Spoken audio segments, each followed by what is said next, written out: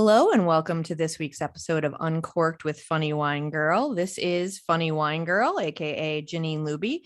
I am so excited to be bringing you a very special series in September. I turned September. Oh my God, I'm off to a great start. I didn't even have wine yet. I swear to God, it's like 3:10 in the afternoon. I've had 2 coffees.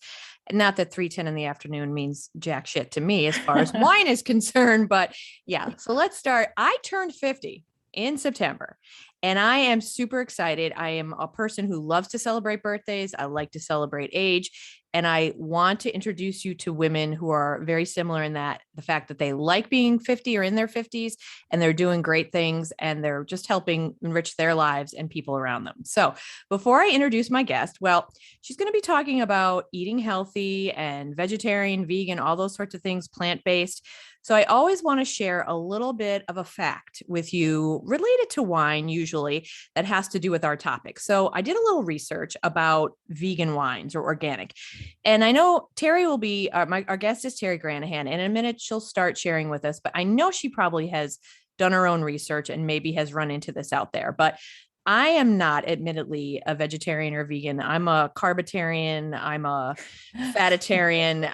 So I don't care whether the wine is vegan or not, but I think a lot of it, and we'll talk about this maybe if Teri's got a point of view on this, a lot of it is marketing, right? So, a lot of things people want to say it's organic or whatever. So what I did find was an Australian company, and I did learn something that I think vegans would be interested to know. I did not know 2 things that are added to wine. One is called isinglass, which is apparently made from fish bladders. I guess it's like a gelatin that's used to clarify wine, which makes sense because no one wants to drink a cloudy ass wine. The other one is called casein, and I don't know if I'm pronouncing that right, a protein found usually in cow's milk. And that is used for the fining process, often in white wine and in sherries. And it's basically to soften the taste of the wine and remove the bitterness. So those are 2 things I never knew. I don't know if vegans, vegetarians know about this. I guess it's often used in wine, but to a small degree. So there's an Australian company called The Fourth Wave. They have a line called Hello, and they are free of isinglass and casein.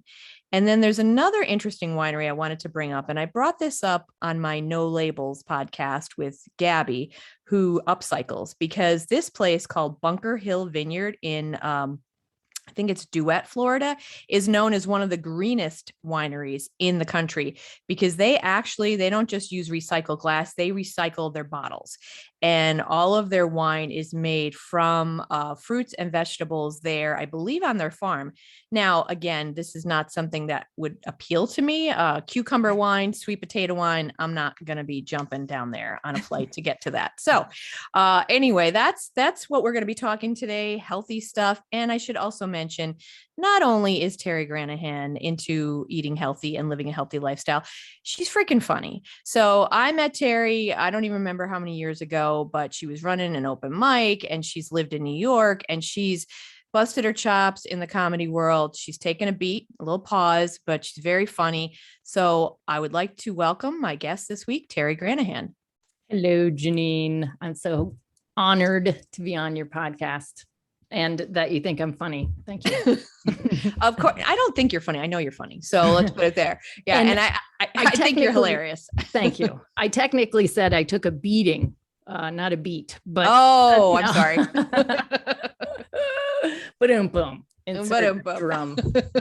So where do you want to start, Teri? Because you said you took a beating and like, I want to promote women. I know we're joking there, but like women get shit on a lot in a lot of things. Right. Yeah. But do you want to talk a little bit about that? Or do you want to start with, you have the Picky Eater Club, which is a blog. So you choose where you want to start the conversation. Well, I should probably apologize then for saying a beating, because then that's not, probably not politically correct.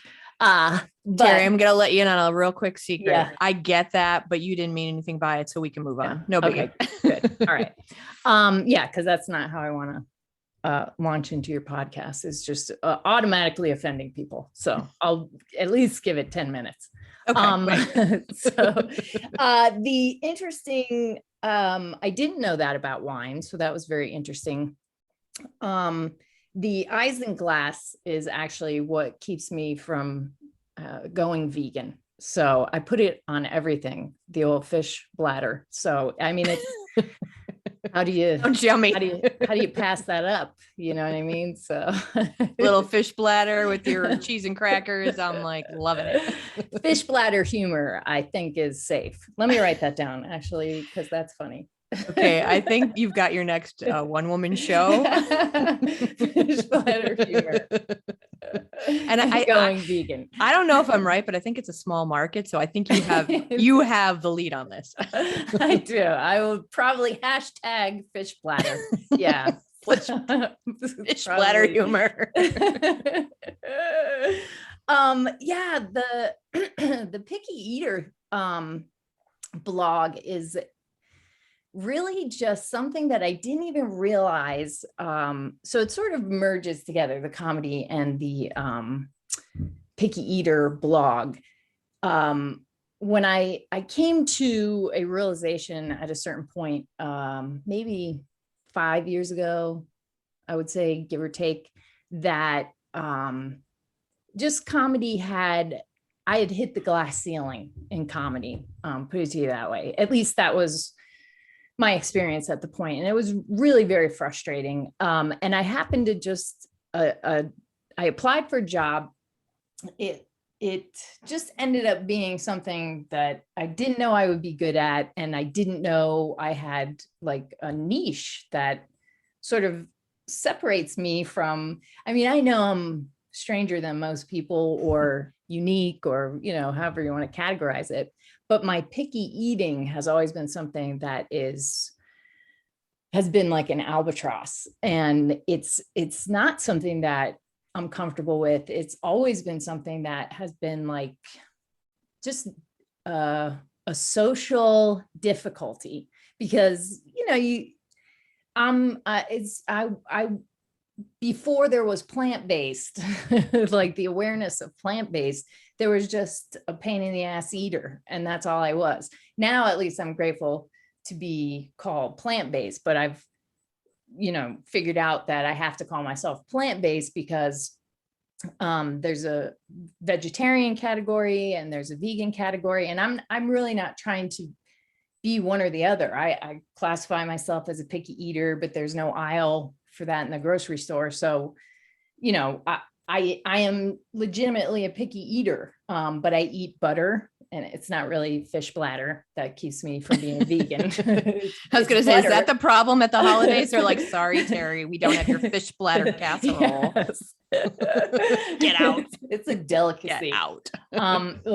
So just the thought of it is, but anyway, I suppose if you put butter on it, I'd try it. So there's the rub, Janine. But I didn't think it was that big of a,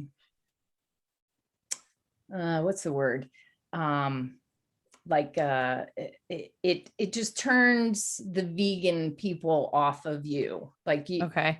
I shouldn't say that either. It's just, I kind of thought vegetarian, vegans, that was my community, until I started the blog and started Instagram specifically. And then I learned there's no part-time vegans. And initially I was like taken aback with that comment, because I thought, well, these are my people. This is how I eat, because I really don't eat meat. And it wasn't originally because of my concern for animals. I've always had my concern for animals, but it was more like a textural thing, because, you know, I grew up in a meat and potato household, and, you know, it was just something that I would bite into that was gross, or, you know, I mean, that's genuinely how it happened. And the smell of eggs grosses me out. Like, it's just a nightmare. Cheese, nightmare. So Teri, I might have to end our interview right now. Thank you. I've enjoyed being here with you. And that's been Teri Granahan, who loves fish bladder, hates cheese. Please send her a lot of fish bladder. Send her hate mail. You can find it on Amazon. And you can only get it by the case. So Boom. All Well, right. I can't get you not liking cheese, but I understand people like what they It's the like. Like, smell. yeah, I It's the get it. smell. Because I can have mozzarella, but it's really got to be melted. Like you really don't want to get into the food rules. But I can't have like Parmesan because of the stink factor. I just can't. If it smells like, feet or ass, I'm out. I cannot. And for anyone who visits your blog, Picky Eater Club, I was checking it out before. I love your rules, and as Teri mentioned, it's awesome when you are a funny person because you can incorporate humor. I think that's important because you get people to pay attention and to learn things that they may not have True. wanted to learn about. And you have like your rules of eating, which I found pretty funny, and I know that is on there about the stinky stuff. Yeah. Well, it's just. I mean, I through this job that I landed as a product educator, as I'm teaching people about these natural products, which are things that I honestly consumed anyway, and was just so grateful to be learning about, like a whole new world opened up to me. You know what I mean? It was like, oh my God. So I got a lot of joy out of teaching people about these products. And I didn't realize that my rendition of, like, I don't know, that I don't, my food rules or whatever, really made people laugh in like a corporate setting. So it made me realize, oh, I have a little niche here. Like I'm just rolling through life like, yeah, I'm a weirdo, whatever.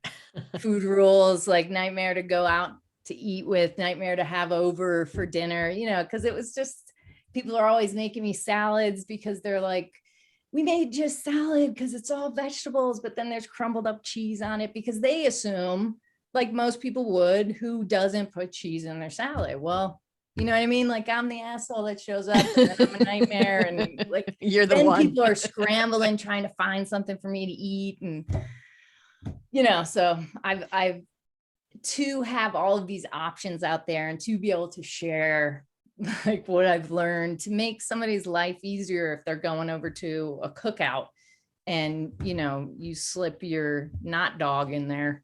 You know what I mean? Not Nice and dog. quiet, like have a backdoor conversation. Like, listen, I'm gonna bring in some tofu dogs. Just keep it on the down low. Let's not announce it. Just put it next to the other dogs and let's do this. How do we know when this thing's done, Teri? Exactly. Does it get grill marks? It does. That's really all you're looking for, is a grill mark on a not dog.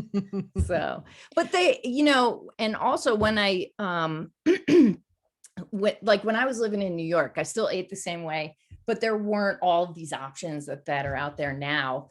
It was bland tofu, and I learned how to cook tofu to actually make it good. And I mean, I could call the boyfriend in who was a hardcore carnivore who now prefers my style of eating, or else he's going to starve. But it's, there are ways to make it where you're not feeling like you're missing anything, but it takes a minute. And I just like to show people that there are options, whether you try it for one time, or because that's usually what happens. People will try something once and then they're like, they'll go into the store and they'll pick it up and then they'll figure, all right, let me call Teri and find out how you make this. And, so I'm glad to be offering it. And if it can be funny, that's all the better, I guess, because I can't wash that out of me either.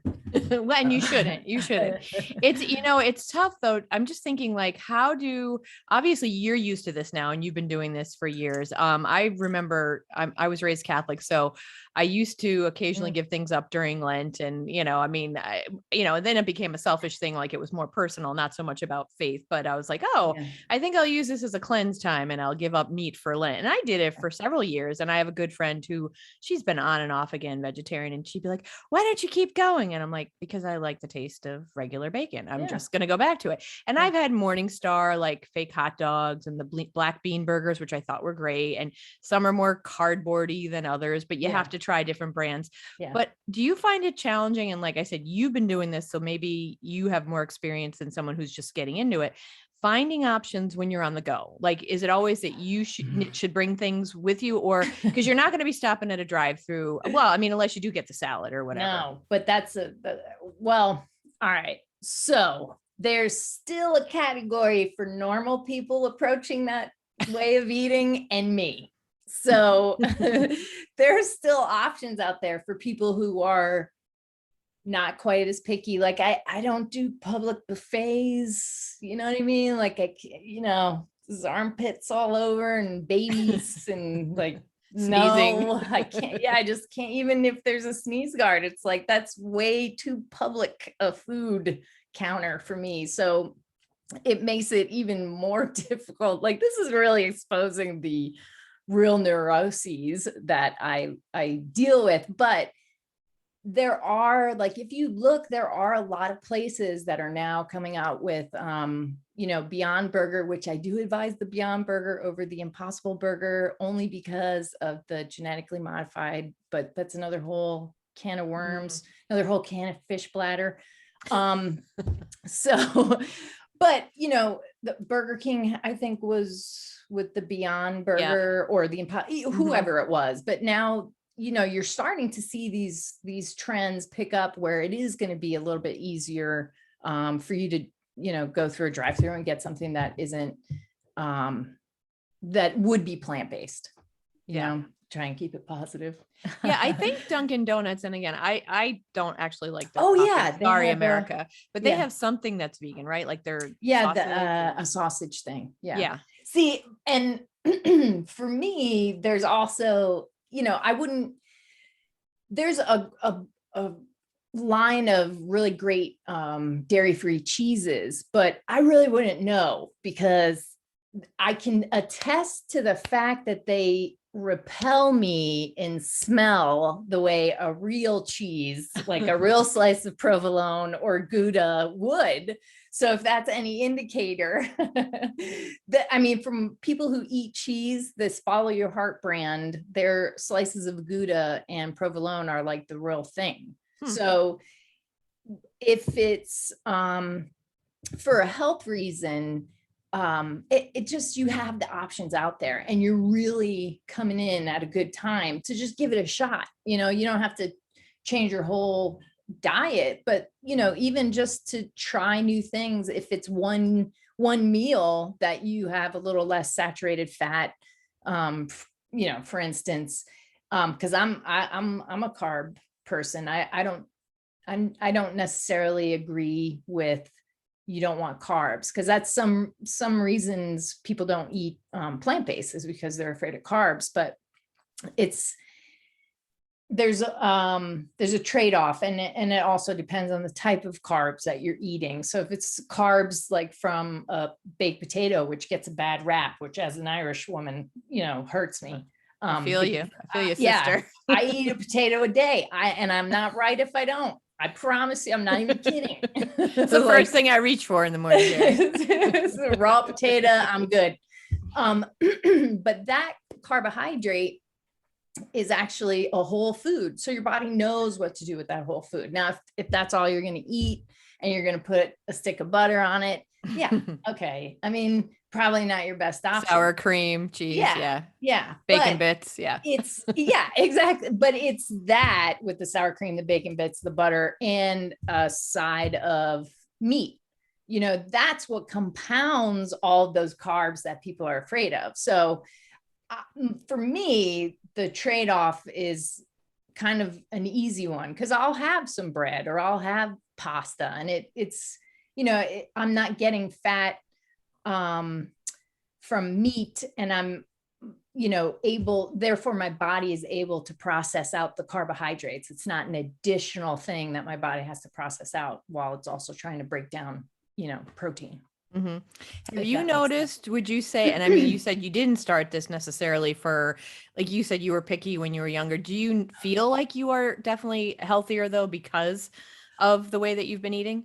I do. But I also don't give doctors a chance to tell me otherwise. No, I really don't. Knock on wood. I practice Reiki as well. So I learned a while ago about the mind-body connection. If your mind is well, your body will be well. But there is a huge component about what you feed your body and how it can assist in how you're feeling. And it really does, like sugar, I think sugar is probably one of the worst things for your body. And not all sugar is, worse than the other sugar, but the more refined or processed your eating is, the more your body doesn't know what to do with it. So that's the first thing I would eliminate. And because I'm eliminating those things, which would be more clean label eating, I feel healthy. Because even some of these vegan, like these fake meats, well, what exactly are they? And, some of the Morningstar stuff, I don't know what the ingredients are in it, but I will say they're some of the best tasting ones, like that bacon. If I have to have a BLT, that's the bacon I will choose, because there's a couple of fake bacon options out there.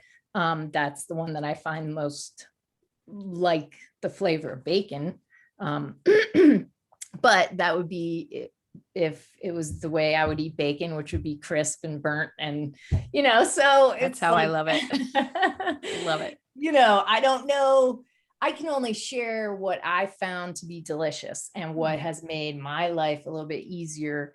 And I can tell you that my lifelong boyfriend has, I think, dropped 20 pounds since he's been here. And it's just the course of, it's not like we do any major exercising, but it is just a lighter way of eating, but still satisfying. But you have to, you got to figure out, like, I'm not somebody who will eliminate the oils, or, again, like I'll put butter on vegetables because I don't know how to eat it otherwise. But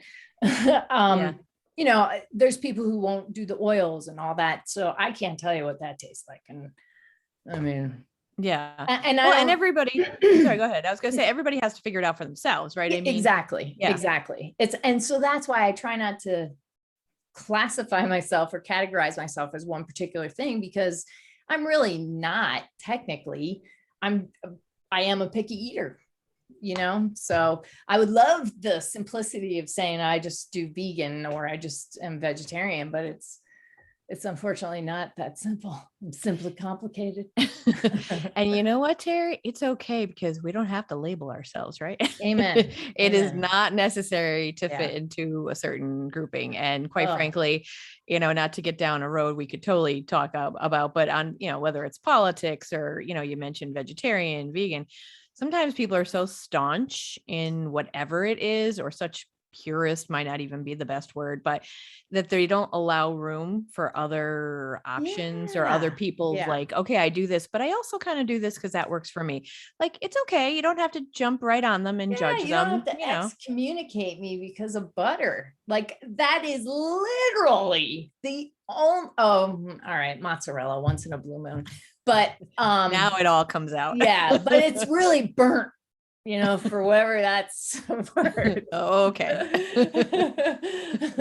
But I was taken back, and I appreciate the ability to have a conversation about it, because I thought, I'm still on your side. Like, I love animals. I donate all the time. I understand that vegan is a lifestyle. And I think I didn't quite get that, because for me, it's a category, and that's probably based on my previous job. You know what I mean? It wasn't, I just never really affiliated with one or the other, but in the product training job or product educating job, I knew about those categories. And so I kind of thought, oh yeah, I'm vegan/vegetarian, but they're two very distinct. And I did know that, but I didn't know that you don't in any way get any credit for being vegan if you eat butter. No credit at all. You're one of them.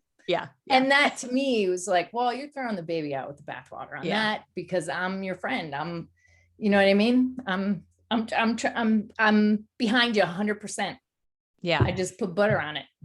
Yeah. You know what I Some things mean? it's just a little like, I mean, even if you have a thought, why don't you just like let it pass through your head and then just like, okay, this person's still doing, you don't have to, we don't have to always share what's in our head, right? Like, you're wrong, then get out, you don't belong here. I Give love it a that. second, like let it, simmer, ruminate in your That head should go before you on a open up. shirt.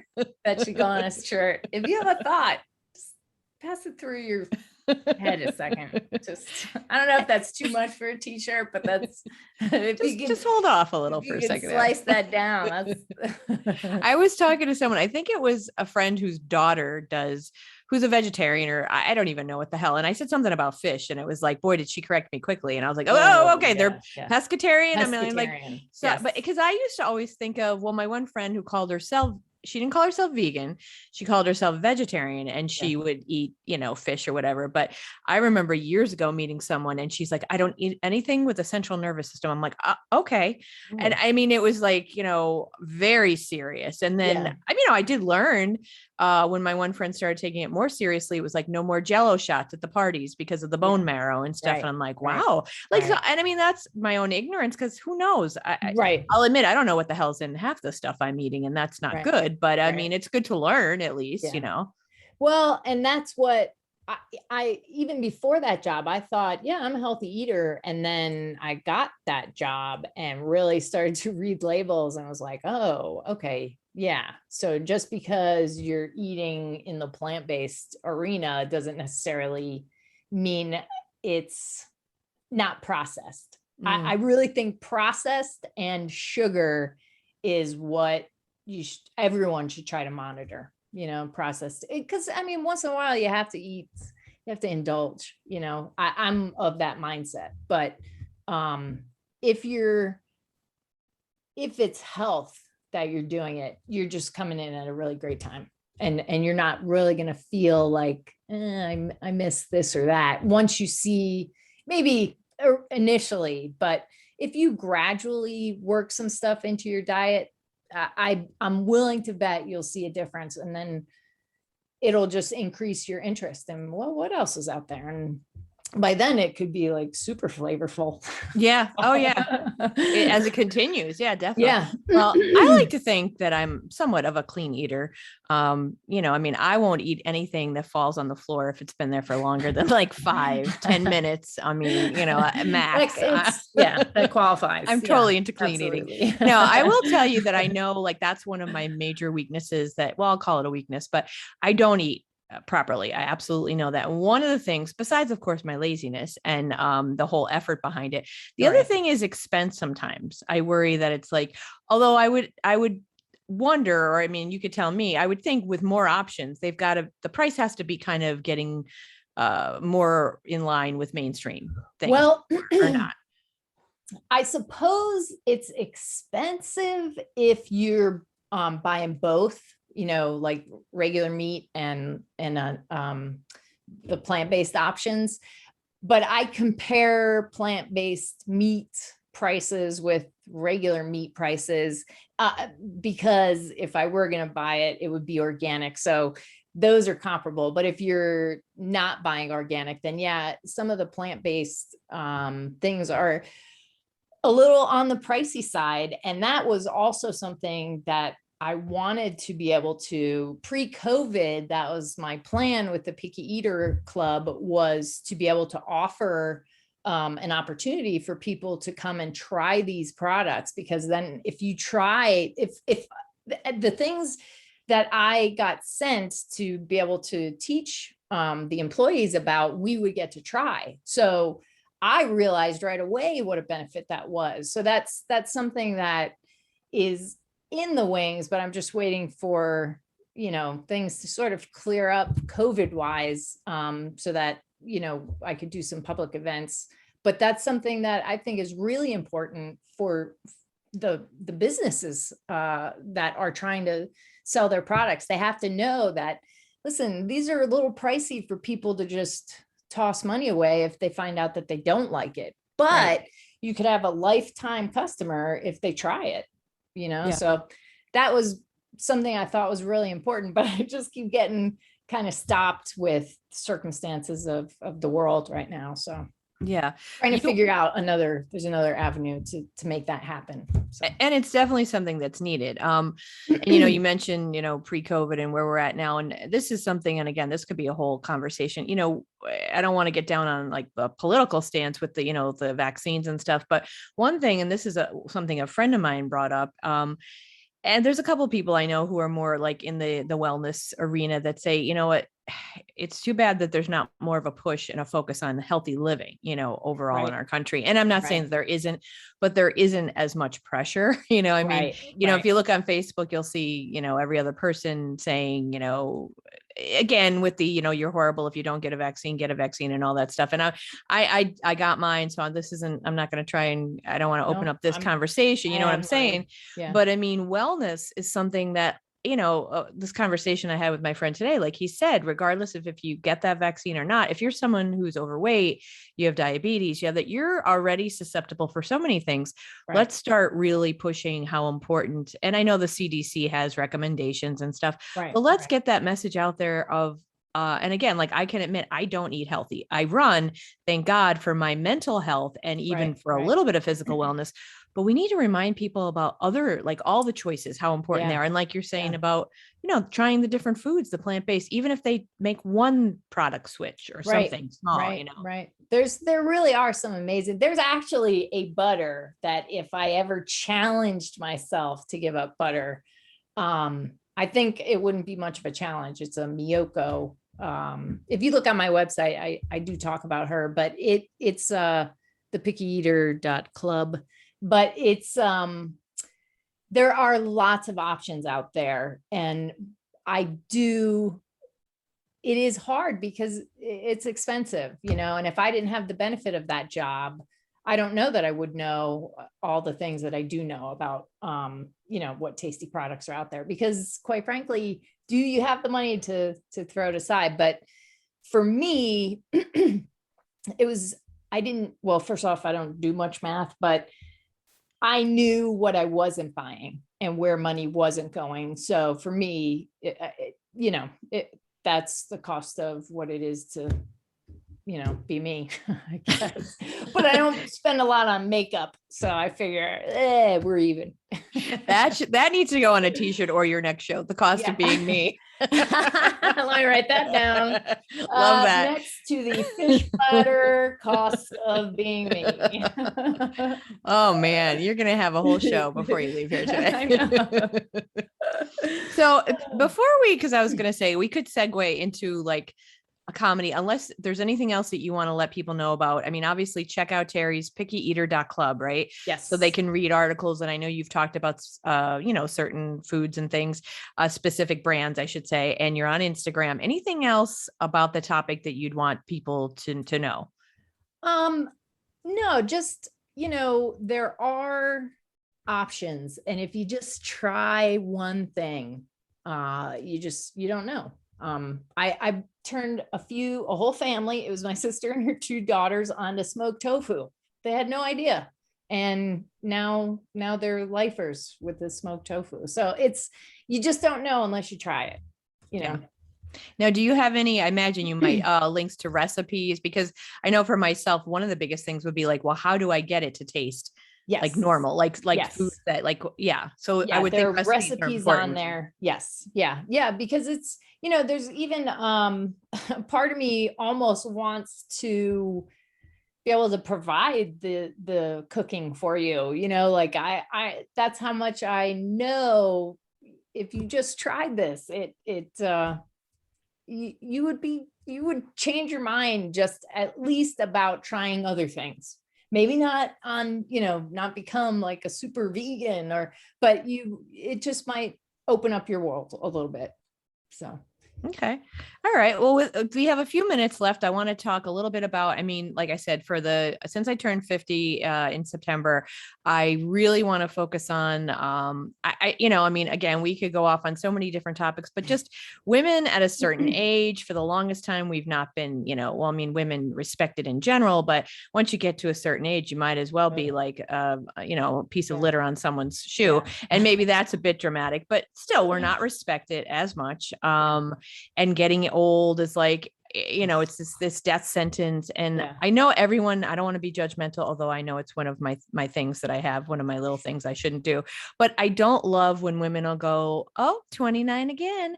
And I'm like, okay, A, sister, we know you're not. Yeah. B, like, I get if that's how someone, like, you be you, do what you need to do, but it doesn't help.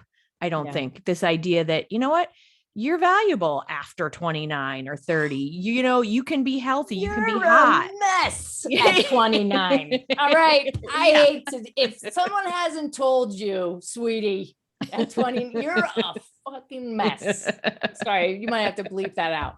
But I promise you, you're a mess. Yeah. Because I know who I was at 29 and thought I had my, what together and didn't.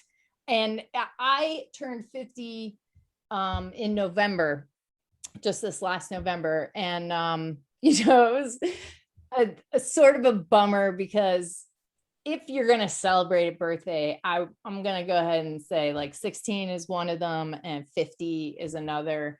Although there's people who will celebrate the gamut in between that. But if you, it's just one, I'm not a totally social person, which I know people find that hard to believe.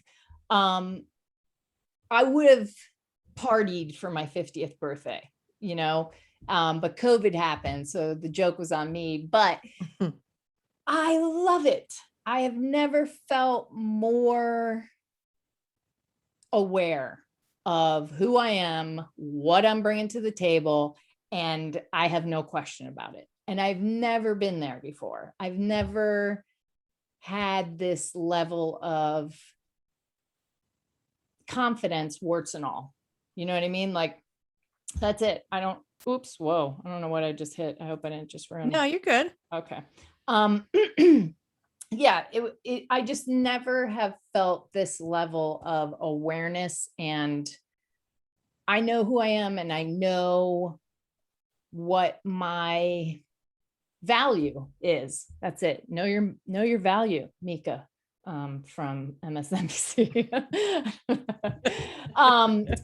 But it's you're bombarded from all these messages. Like, I would just love to give a shout out to Eva Longoria and tell her to go F herself, because she's on a commercial right now saying, oh, well, when you're in your 40s, we all need a little help or whatever it is. We all need a little hyaluronic acid in our stuff. And it's just like, no, you're out there sending that message, and shame on you. And I'm sorry if that's what Hollywood puts on you, but shame on you for not putting your foot down and saying, you know what, fuck you, Hollywood.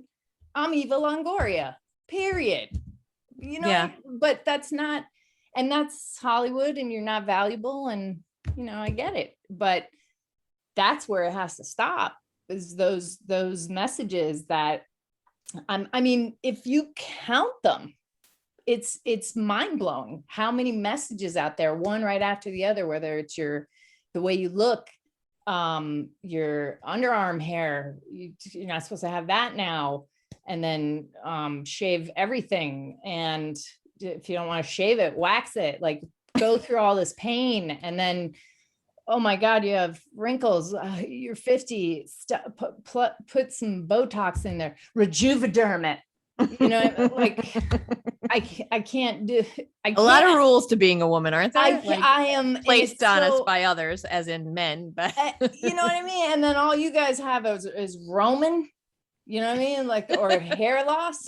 That's it. You just gotta. Well, let's not forget the erectile dysfunction. That's gotta be taken all care of. Right. It's a big thing to worry about. They got to take care of that. Yeah. I mean, like, you don't want to give it a rest. Maybe give it a rest at a certain age. Yeah, really. You know what I mean? Have you not maybe have one enough? less affair? Are there more vaginas to conquer? Really? Yeah, right. Well, I love that you love being 50. And I love it. I mean, I'm not even pretending. I'm not like, I wore shorts this year. I that might sound strange to people, but I haven't worn shorts since I'm like 25, my dad called me Thunder Thighs. So I always had, and he thought it was a term of endearment, bless his Irish heart. So I had always had, and another kid said my legs look like uncooked sausage. So I had a thing about shorts, you know what I mean? And this year, not only did I wear shorts, but I bought shorts, which I don't do. But now I'm like, hey, here comes the Irish lightning. Get ready. Irish All right. lightning. Okay, third name for your show. Here comes the Irish lightning. Ready. Oh my God. You know, Tara, I think dad's mean well. My father once told me that I don't have a big, and he said arse, because that's the word he used. You don't have a big arse. You have big legs that grow up into your arse and they make your arse look big. Yeah. He told me that. And again, my dad is, people love him and he is an absolute like lovely man. But he said this to me when I was like 17 or 18. And I mean, I still wore shorts. I didn't care. And I mean, right now my legs are much bigger than they were, but I'm like, gee, dad, like, but he, like a lot of men, have this idea that if you're quote unquote thin, you know, to a certain their standards, then you're attractive. Like, you know, then, oh, wow. She, you know, and I always go, oh, he'll describe somebody. Oh, she's really pretty. I go, oh, so in other words, she's thin and has long hair. Cause that's what a lot of like older fashion kind of thinking is, you know, I'm like, okay. Yeah.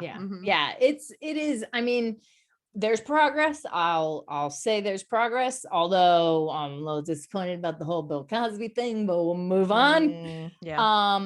You know, there is progress. And the reason I know there's progress is because there's progress in my own world, you know, and sometimes that's the only difference you can make, and know that by you doing that, it's giving other people permission to do that, you know, where they might think like, you have so much room to really be who you are. And I didn't know that. I didn't know that this whole time. Like it was only this last couple of years that I realized you could push the envelope. You really could push the envelope and let the world know, here's my boundaries and here's who I am. Okay. And if that's not good with you, I don't know how you're going to get around this, but it's not through me, you know? And I mean, you could literally call your boss magical to her face and you probably won't get fired. I mean, that's how much room you have.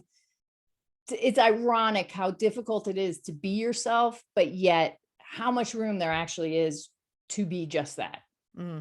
You know? Yeah. And that's what I love about 50. And you've learned that, which is, it's great. And I love what you just said about like, you see it in your world and, you know, you can make changes, you know, cause you mentioned Eva Longoria before, you know, we could call out so many actresses, so many famous people, cause women are often doing more damage than men with things they say or do, but we can't, I mean, you can't change everybody. You can't change the world. You start with yourself and, you know, and you're doing it and you see it. And I think to have women listen to you, hear what you have to say, hear what I have to say. Here, my other guest was Mindy Hill. She's a yogi. She's a runner, you know, and she has a positive mindset. To hear good examples and just to know that that's out there and that, you know what, you could start today. You could start tomorrow. You don't have to think, oh, well, I've always felt this. No, you could change that. It's up to you. You could change it anytime you want. It just, you know, stand up for yourself in traffic, stand up for yourself.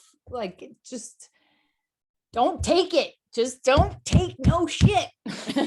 You know? But respectfully, you know, like there's a way to like assert yourself as a woman.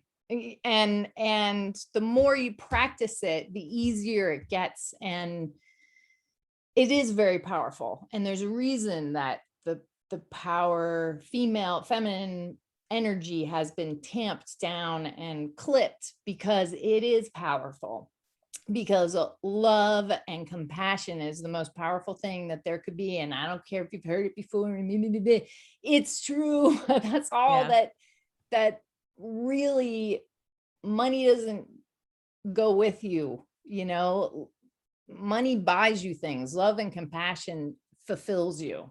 So the world is a little upside down still, but there's a lot of women that are going into positions of power. So it'll be very interesting to see how the world really does begin to change. So what was I, admittedly, when you were saying, that we all, the messages are everywhere and you have to start with yourself. Like, admittedly, I watched the Housewives. I'm ridiculous with it, but so do I. And I don't like myself for it, but let me just share. Okay, my one friend, who he won't mind me saying he's gay, not that it matters, but he says to me, he does not like that term guilty pleasure, because he says, if you enjoy it and you're not hurting anyone, do not feel guilty about it. So I will take, but I'm the first to bash shows like The Bachelor and The Bachelorette. I'm like, what is this crap? Why do people watch it? Next thing you know, this Ramona on Real Housewives. And I'm like, you know what? We watch it for whatever reason we do, and let's not judge ourselves. Although I judge others, but not myself.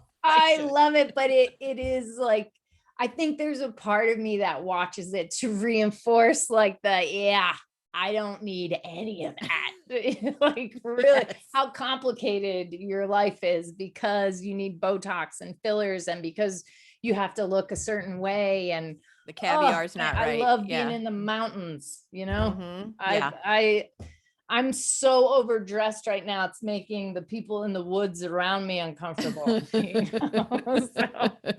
Yeah. Well, and to your point, Real Housewives, I said I vowed off that show because I said, you know what, Andy Cohen, these producers, they're making money off of women behaving really badly and being shitty to each other. But yet this year I've been watching it again and I'm like, okay, so it's entertainment, but it is. But I actually just watched something that has disturbed me.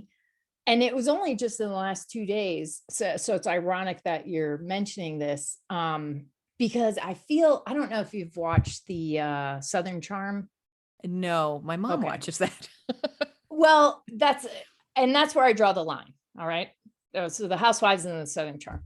But I really felt like the one girl that they, how they create storylines or whatever. I truly feel on some level, I think they really took advantage of this young girl, and I don't want to say ruined her life, but they set up circumstances that I just don't know how that wasn't on purpose. And it disturbs me because it wasn't until rewatching,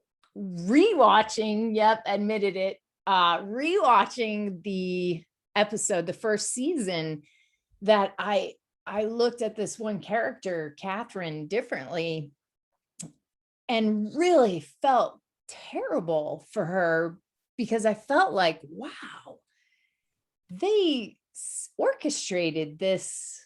There was no way this wasn't going to work out the way it worked out. And the storyline, is off the charts. So it made me rethink watching any of the Bravo shows because of that very point that you just brought up, that they're making money off of women behaving badly, which, I hesitate to even say badly. It's just, they're put in these scenarios. And when you're in certain situations, depending on your level of awareness, you're going to behave in a certain way. So it's like that. Yeah, I have to agree. But I can't wait for Beverly Hills tonight. I have been watching that as well. And we could talk about that. That's offline. Another whole episode. Erica, I'm like over. But anyway. That's over. Where did the money go? I don't know. You had 30 people doing your hair and makeup. Yeah. I have a feeling you were paying them, and I don't know. The Glam Squad is not a friend squad anymore. Yeah. That's not a nonprofit. No. They're not volunteering their time to pluck your I pay eyelashes. my Glam Squad. You know what I mean? Yeah, I hear you. I feel you. Tofu and fish bladder.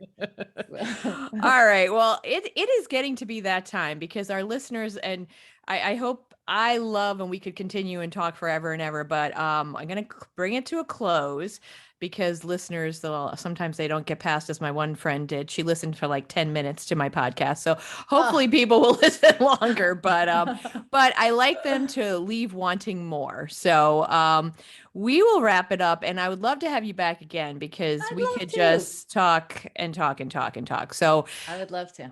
everybody, please check out pickyeater.club, Teri Granahan on Instagram. Anything else you want to close with, Teri?